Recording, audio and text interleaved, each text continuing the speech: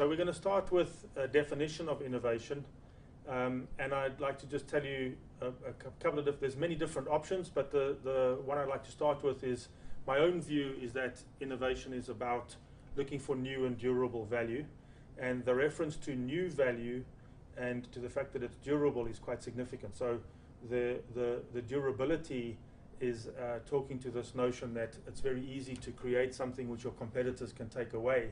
And in that instance, the newness becomes irrelevant because you can actually have the value taken away from you because you haven't thought about the durability piece.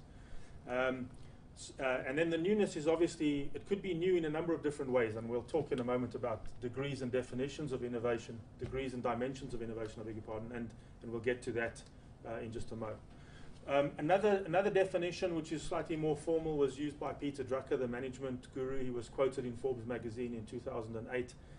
And he talks about this notion of a process that endows resources with the capability to create new wealth. And I really like that. But he also talks about the fact that this process, innovation, is the instrument of entrepreneurship in the organization. And it's very, very important to put those two ideas together, this idea of an instrument of entrepreneurship. It kind of implies that within a big, formal, mature sector or industry, there's some part of the business is dealing with resources in a way which is much more entrepreneurial than would otherwise be the case. So that's the idea that we need to try and keep in mind. Okay, so that really deals with my kind of key ideas around a definition of innovation, but we'll elaborate on that through a number of other possibilities. The first is I want to show you a framework which is called the pentathlon framework. This framework was put together by two colleagues of mine, Rick Mitchell and Keith Goffin, and they wrote it up in a book, and it's based on some quite fundamental research. So let me just introduce you to that very briefly. The idea in this particular instance is that traditional new product or new service development relies on a couple of different phases. The first is that we have to generate ideas that we ultimately intend to convert into products and services sometime down the line. Then there's a piece which is about selecting the ideas, and basically here we're looking for selecting ideas that will contribute to an optimal portfolio. So it's not necessarily a process which is very self-evident. It's a question of what resources do we have and how does it fit with what else we are doing, and in particular, what impact does it have on the risk profile of the organization in the portfolio. So selecting ideas, just in its simplest form, is the next step in a new product or new service development process. And then we talk about implementing these ideas. And in this space here, we're talking about creating projects for individual innovations to be converted from ideas into actual products. Now, I had a really interesting, saw a really interesting interview that was conducted with a couple of American industrialists where they were talking about Steve Jobs and what it was that he particularly brought to Apple. And one of the things they talk about a lot is that in the case of the panel that was being interviewed, they said they didn't know anybody who had this ability, such a strong ability to convert ideas into actual products and services. And it's a real acid test for lots of big companies because you can have the ideas, you can have the portfolio system, but the actual conversion of those ideas into something which is a new revenue vertical in the organization seems to be something that a lot of organizations fall down on. So this is the traditional view, and if we look at it, then typically the situation is we are moving from left to right, and ultimately what we end up with is something that ends up in the market, a product, a service, etc. So going out into the market, that's what we ultimately want to have. So if you imagine this is kind of looking like a hopper, I guess, then the ideas come from the organization and they come from outside of the organization, possibly from customers, possibly from acquisitions that we do and so on. But we have a way of collecting these ideas narrowing down a bigger number of ideas to a few that we are prepared to work with that complement our existing portfolio, and then going into the actual implementation. Traditional view. My colleagues then said, actually, the issue that we have is we are doing this in an uncoordinated way. And one of the implications of doing it in an uncoordinated way is evidenced by your answer to the question, where should we be looking for ideas? Is it the case that we are looking for ideas pretty much anywhere we like? So, for example, if I'm a car manufacturer, where are the boundaries around which we would be searching for ideas? How far away from our core business do we go before we say, actually, now we're just doing something which is nothing to do with our original business?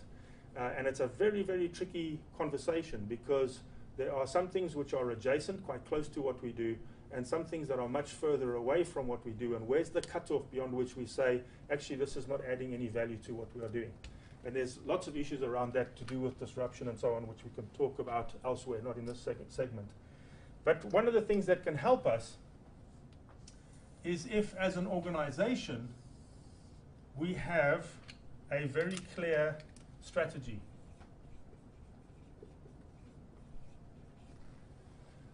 Okay, and by this I mean not just the strategy of the organization, because we will talk about strategy in a different segment, in the sense that you can have a corporate strategy, you can have a business strategy, but you actually have to, whether it's at a corporate level or a business unit level, or even a regional level if you are that kind of multinational, you have to have guidelines that are provided by the strategy to help people to make decisions about the things that are going on in these various different boxes.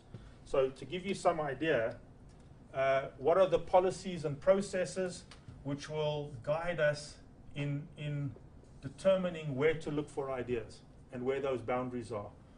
What are the resource guidelines that will give us some indication of how many ideas we can actually select before we run out of resource, particularly if there's constrained resource in the organization? And also, what is the amount of risk that we're prepared to tolerate? So that's another guideline that the strategy should provide us. So where are we in, where are we out in terms of markets, services, products, attributes of products and services, customer segments, and so on. And then, of course, there's also this thing about how much resource do we actually have for individual projects that are ongoing at any particular point in time.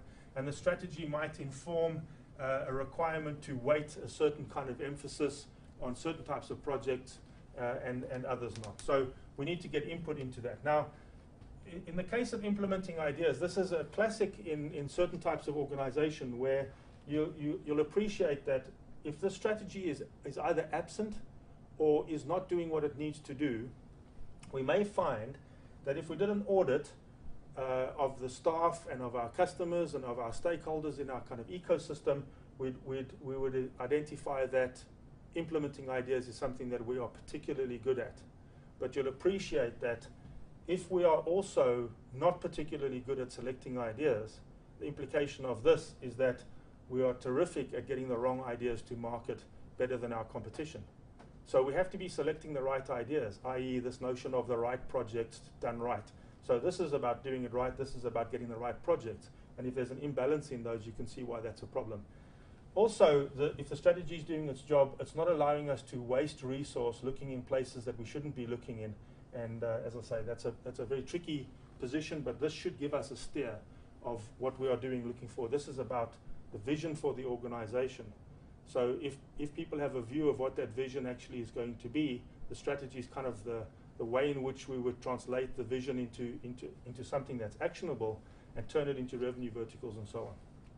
And then the last part of this particular model or framework is this piece here, which is underneath, which is about people and organization.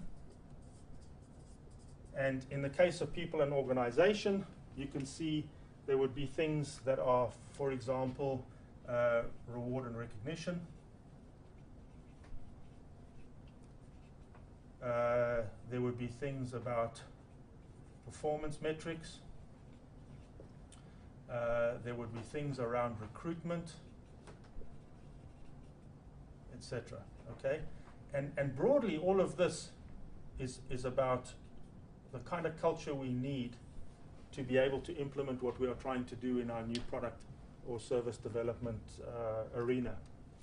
Now, just to put this in practical terms, as part of how we define innovation overall, one of the implications of this is that if you think about the day-to-day running of an organization that is not particularly focused on innovation, the things you do anyway are you identify the talent that you require in the future, possibly based on your vision of what that future might look like. You go out into the market and recruit those people, you induct them, you develop them in terms of their management education, for example. You performance manage them, you do their kind of annual or biannual appraisals and so on. You reward and recognize them. You might do exit interviews when people leave the organization. But all of those touch points, which you are doing anyway, are opportunities to create input into a culture of innovation which would help to service this better. So in a very simple way, if I was to test the proposition about recruitment, for example, is it the case that the kind of people that I need to generate ideas is the same as the kind of people that I need to make the selections within a portfolio management environment? Well, in some instances that may be the case, but for the most part, it's probably not. So I'm not necessarily doing a job profile here that's going to look the same as a job profile there. These things may be different. And those of you who work with project managers will know that we need to be informed by our intentions around this piece here, the people and organization, about how we would recruit people who are very good at doing that. Because again, people who are doing this are not necessarily that good at doing this. It's not to say they're mutually exclusive, but it could be that some people have preferences or they are better at some things than they are at others.